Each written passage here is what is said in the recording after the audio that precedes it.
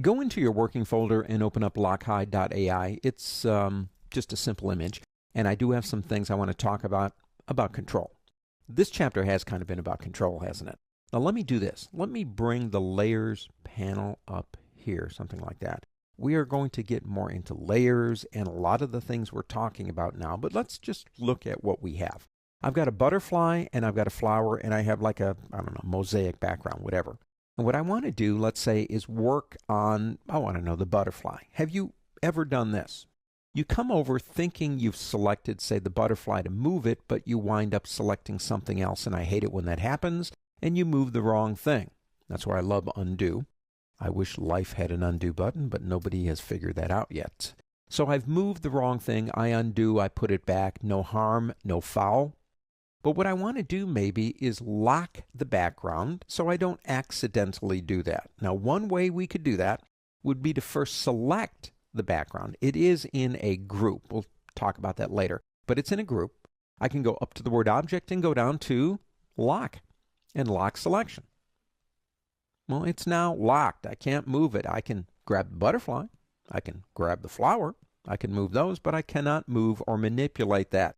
If you want to turn that off, come back to Object and say Unlock All. And now we're back to, well, normal. But there is a much easier way to do that. This layer right here, everything is in one layer. Now, I wouldn't necessarily recommend that, to be honest with you. You use layers to control things. Typically, I would have a layer for the butterfly, a layer for the flower, and a layer for the background, and then I could do all the control I want. But this is Illustrator, and these are objects. If I click the triangle right here, you can see I've put these into three groups. Again, we'll talk about grouping later. But if I want to lock the background, which is this one right here, just click here. You don't have to go up here. Just click there, and it locks the background. Now, here's another thing. Turn it off. Let's say I am working on the background, but the butterfly and the flower are getting in the way. Now, one way we could do this is we could select the flower and select the butterfly. Go up to the word object and go down to hide selection. And, well, they're hidden. But if we come back up, let's go ahead and show all. The easier way to do that, assuming you've got these things grouped together, is to expand out that layer. And basically, let me go ahead and unselect those. Just come over here and turn them off here.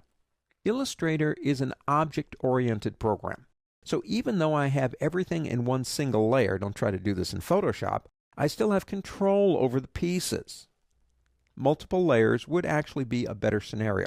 It doesn't increase file size. But anytime you need to work on something, if you have a problem, you do have the ability to do things like locking and hiding to get what you want. It's that simple.